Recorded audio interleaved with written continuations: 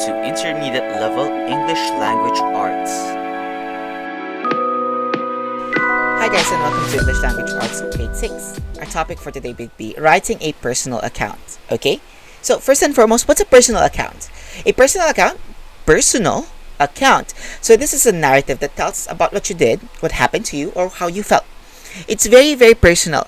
This personal account, like it says, they're personal accounts, so it's very personal. You wouldn't give much details about unnecessary stuff. You would be focusing mainly about your thoughts, your feelings, your ideas, your opinions. Okay? This is personal account. And they have to be about something that happened. Okay? It has to be either a reaction or your thoughts or stuff like that. So something happened.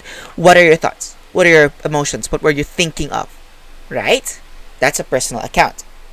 Here's an example. DepEd's 2-week vacation. Don't you miss having a long summer break after spending so much time doing so much schoolwork? As a kid, I always look forward to summer vacation. Who wouldn't? It's a time to play and watch as much as I wanted. No homework, no quizzes, no school to stop me from having fun. It is something that kids should be entitled to have, even amidst this pandemic. A few weeks ago, as I was scrolling through my social media account, I came across the announced proposal of the Department of Education. If I were just a regular citizen, I wouldn't really care much. But I am not a regular citizen. I am a teacher. As a teacher, I see the struggles of the students and the break that they deserve even amidst this pandemic. Unlike a lot of students today, I see most of my students really working hard even when they do not have regular face-to-face classes. I immediately searched and dug up more information about it. I was so relieved that it was still a proposal back then, and it was to address the limitations of public schools when it comes to the learning of the students. I hope that it wouldn't affect those in private schools who have more privilege to acquire better learning even with many limitations. I looked back and thought of all the things my students had to endure just to continue learning.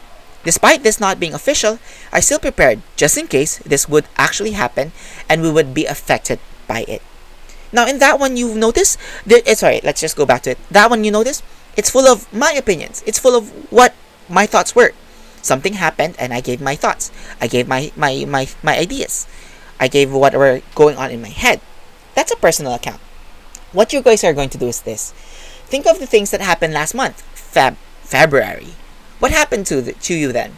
Was there anything interesting that involved you thinking about your opinion? Okay, focus on one event and organize your thoughts. Organize them. What happened? What did I do?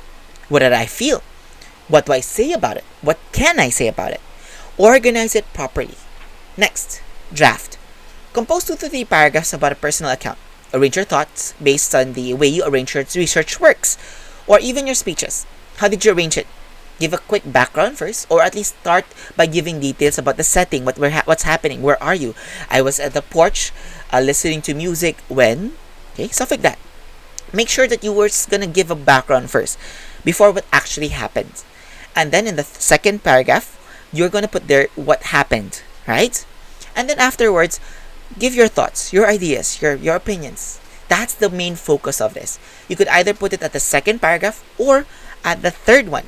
It's up to you, right? Depending on how many paragraphs you're going to be giving, right? Be descriptive about the moment or about your thoughts.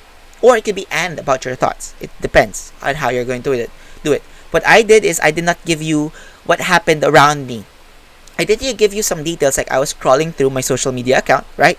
But I didn't ever give you a lot of details about it, right? But you guys can do.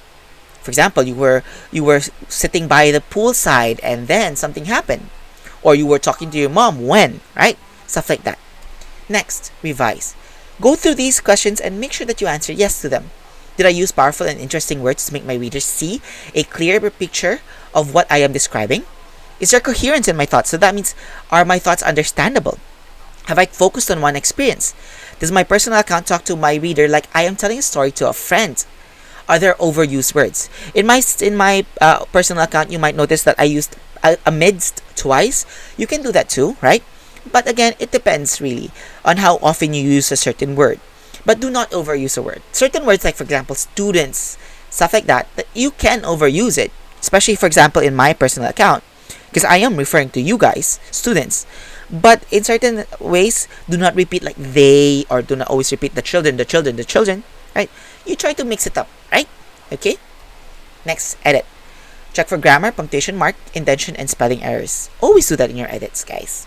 And then in your publish, write 2 to 3 paragraphs, the ones that you prepared, about a personal account. It must be from a recent event. How recent? At least a month before February.